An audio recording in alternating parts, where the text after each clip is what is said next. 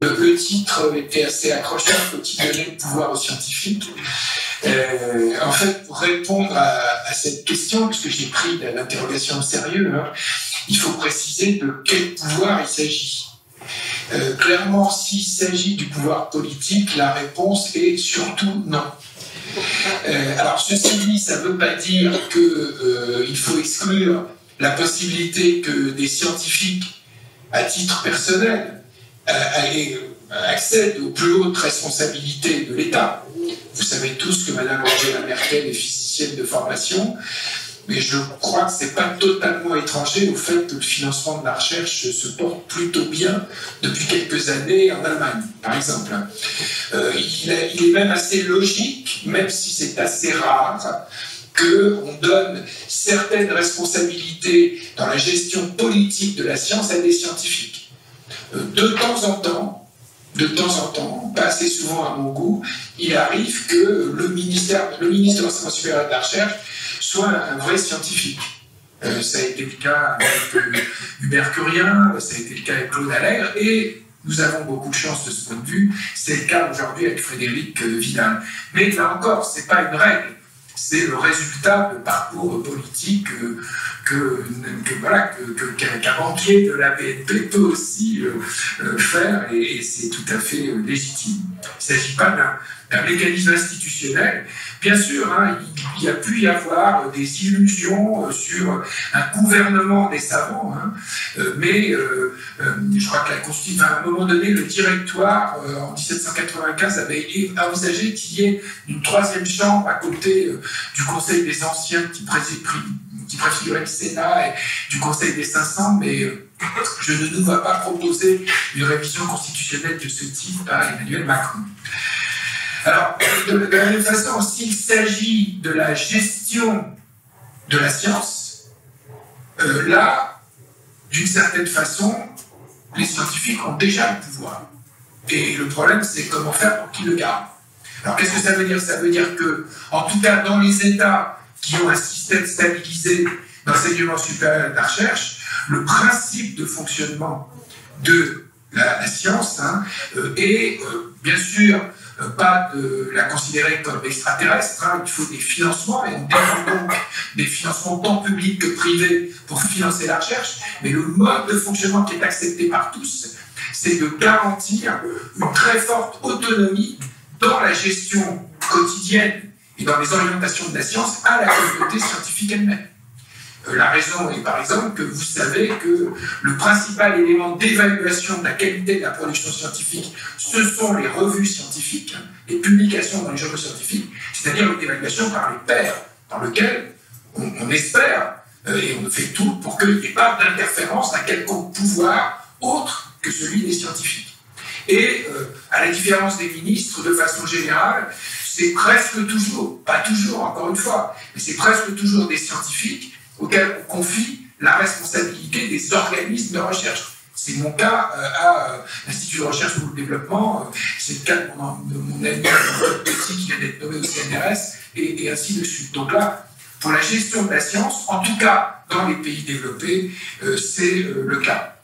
Et d'ailleurs, il faut s'inquiéter dès lors qu'on peut avoir l'impression que le pouvoir politique ou le pouvoir autre, compris le pouvoir financier, essaye de dicter trop l'agenda et surtout le mode de fonctionnement de la recherche. Donc la vraie question qui est posée là, par cette conférence, c'est jusqu'à quel point est-ce qu'il faut organiser le pouvoir d'influence des scientifiques et des informations, des connaissances qu'ils portent, qu'ils produisent sur la décision publique d'abord, mais même plus généralement sur la décision de l'ensemble des acteurs, y compris sur la décision des financiers, puisque vous êtes des financiers, je crois, pour l'essentiel. Alors, bien sûr, ce pouvoir d'influence, il se prend. Quelque part, le rôle qu'a joué le GIEC, dont on fêtait le 30e anniversaire il y a très peu de temps à Paris, c'est un pouvoir qui a été soutenu par l'ONU, etc., mais qui a été conquis au départ par les scientifiques. Le GIEC est une instance officielle comme reconnue comme partie prenante de la négociation de la COP de l'ONU sur le climat. Quand les objectifs du développement durable donc, ont été adoptés en septembre 2015, l'ONU a confié à une de ces émanations qui s'appelle le High Level Policy Forum, qui se réunit tous les mois de juillet, le suivi de ces ODD, et le High Level Policy Forum, pour la première fois dans l'histoire des Nations Unies, a dit en 2016, on ne va pas faire comme d'habitude, on ne va pas donner l'évaluation des programmes aux agences onusiennes elles-mêmes, parce qu'elles sont quand même un peu jugées parties. On va confier ce rapport à un groupe d'experts indépendants. Et donc il y a 15 scientifiques indépendants, dont je fais partie, qui sont censés évaluer, faire le premier rapport quadriennal d'évaluation critique des ODD, qui éventuellement servira de modèle au rapport futur jusqu'en 2030. Et le point très important, ça vous connaissez peut-être pas ça, j'ai appris ça à l'ONU, c'est que ce rapport, il est non négociable. Ça, c'est très important. Là, tous les rapports de l'ONU, y compris les ODD, sont inévitablement le fruit de compromis entre les missions qui représentent les différents gouvernements. Donc, en dernière instance, c'est une négociation intergouvernementale. Dire que c'est non négociable, ça ne veut pas dire qu'on ne va pas tenir compte des critiques des uns et des autres. Si les pays du Sud disent votre rapport il est complètement dominé par les intérêts et la vision de la science occidentale, on fera notre copie. C'est clair. Hein, parce que ça veut dire que le rapport est à côté de la plaque. Mais si les Américains, le gouvernement américain vient nous voir en disant ah, ben non, vous ne pouvez pas utiliser global warming, réchauffement climatique, on leur dira excusez-nous, mais il y a 2000 papiers, voire plus, dans la littérature scientifique internationale qui utilisent ce terme et qui a démontré ça. Donc, quand vous aurez autant d'évidences publiées dans la littérature scientifique internationale démontrant que cette hypothèse et ces données sont fausses, là, effectivement, on changera, mais tant que c'est pas comme ça, ben voilà, c'est comme ça. Voilà, la science dit ça, et le consensus scientifique, il est là pour l'instant, et il n'y a pas de raison de le changer. Alors, il faut bien comprendre que, je n'ai pas le temps de détailler, vous savez qu'avant, il y avait les objectifs du millénaire, hein, entre 2000 et 2015, qui étaient beaucoup plus limités, il n'y avait que 8 objectifs du millénaire, et surtout, ils ne concernaient que les pays du Sud. Nous n'étions concernés qu'à travers l'aide au développement ou la relation Nord-Sud. Les objectifs de développement durable sont beaucoup plus larges, ils couvrent 17 objectifs, quasiment tous les problèmes de la planète, hein, et ce sont des meilleurs compromis politiques pour 3 raisons. La première raison, c'est la conjoncture dans laquelle ils ont eu lieu. Ils ont été négociés à partir de 2010, c'est-à-dire dans la foulée de la crise. Vous êtes en première ligne pour l'avoir connue, la grande crise économique démarrée en 2008. Et beaucoup de pays se sont saisis de la négociation sur les ODD pour dire on ne va pas laisser le monopole de la réponse à la crise au G7 et au G20. On veut que ça soit plus large. Et du coup, dans la négociation, le représentant à l'ONU du Kenya, la ministre de l'Environnement de la Colombie, et ainsi de suite, des ministres africains ont joué un poids qu'ils n'auraient pas eu dans un cadre habituel. Première chose. Deuxième chose, même si ce sont les gouvernements qui ont signé en dernière instance, hein, la société civile et le secteur privé ont été associés à la consultation. Et chaque juillet au HLPF, il n'y a pas que les représentants des gouvernements. Il y a aussi les représentants du secteur privé, du secteur financier. Vous y êtes d'une certaine façon, directement ou indirectement, qui sont entendus, qui expriment leur point de vue. La troisième chose, c'est qu'effectivement, il y a eu de l'évidence scientifique qui est venue faire bouger les curseurs. Alors on le voit dans le cas du GIEC, mais on le voit dans d'autres cas. Par exemple, le premier objectif du millénaire, qui reste le premier objectif du développement durable, c'est éradication de la pauvreté absolue, tel que défini par la Banque mondiale, les personnes qui vivent avec moins de 1,9 $ aujourd'hui par personne et par an, ça a commencé à $1 pour les années 2000, par personne et par an en parité de pouvoir d'achat. On a réussi à faire qu'il y a un objectif de réduction des inégalités, et aujourd'hui, la vulgate commune, pas simplement à Thomas Piketty ou à Jean-Paul Moretti, mais à la Banque mondiale, à l'OCDE, au Fonds monétaire international, c'est que la réduction des inégalités, qui malheureusement ont eu tendance à s'aggraver de façon très importante au cours des 20 et 30 dernières années, est une condition de la lutte contre la pauvreté, est une condition de la bonne croissance économique, voire une condition de la réalisation de tous les autres objectifs du développement durable. En tout cas, c'est ce qu'on mettra dans notre rapport, et pas parce qu'on y croit à titre personnel, parce qu'il y a beaucoup d'évidences scientifiques qui backent ce point de vue.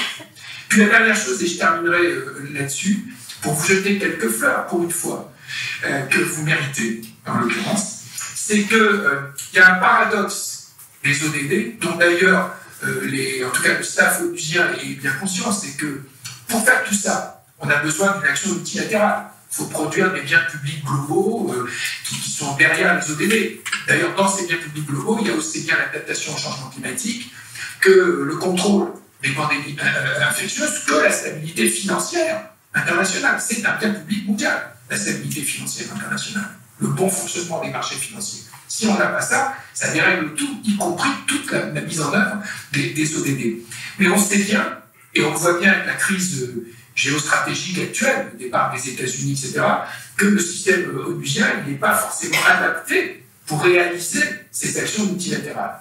Mais du coup, peut-être d'une mauvaise chose, parce que c'est très mauvais de voir les Américains dans la lutte contre le changement climatique, en tout cas au niveau de leur État. Mais ça nous oblige à inventer d'autres formes de multilatéralisme, à d'autres niveaux, plus près des territoires, en regroupant les pays, en regroupant les sujets. Et donc ça veut dire quoi? Ça veut dire construire des nouvelles coalitions d'acteurs, qui transcendent les oppositions idéologiques et politiques habituelles. Je termine là-dessus, mon anecdote préférée. Moi, de mes exploits, à titre personnel, un de mes exploits que j'ai dans la vie, c'est quand j'ai réussi à quand même à faire défendre devant des milliers de personnes au Congrès mondial sur le sida, par les militants d'acteurs, le renforcement de la concurrence pour améliorer le fonctionnement du marché des médicaments et permettre l'accès plus général aux médicaments. C'était pas tout à fait, vous pouvez imaginer, si vous avez vu le film 120 maintenant par minute, c'était pas tout à fait la spontanéité idéologique. On retrouvait donc des militants d'acteurs qui étaient à côté de financiers ou à côté d'une partie des multinationales pharmaceutiques et des génériqueurs indiens qui se battaient non seulement contre des forces, d'autres forces, mais y compris contre une partie de ma propre communauté en santé publique qui disait mais comment, faut pas trop en faire pour le sida parce que vous allez désorganiser le reste du système de santé, vous d'abord tout repartir à zéro et après on s'occupera du médicament, etc., etc. Donc coalition tout à fait nouvelle. Et moi je trouve vraiment très bien que vous soyez inscrit dans la démarche de Macron du One Planet Summit et je sais que vous soutenez le projet de One Planet Fellowship en lien avec le laboratoire Agropolis, qui est notre regroupement commun, CIRAC, IRD, École d'agriculture, Université de Montpellier. Et ça, c'est vraiment bien, parce que c'est un exemple parmi d'autres, j'espère qu'il y en aura beaucoup d'autres, de nouvelles coalitions qui peuvent effectivement changer la planète. Voilà.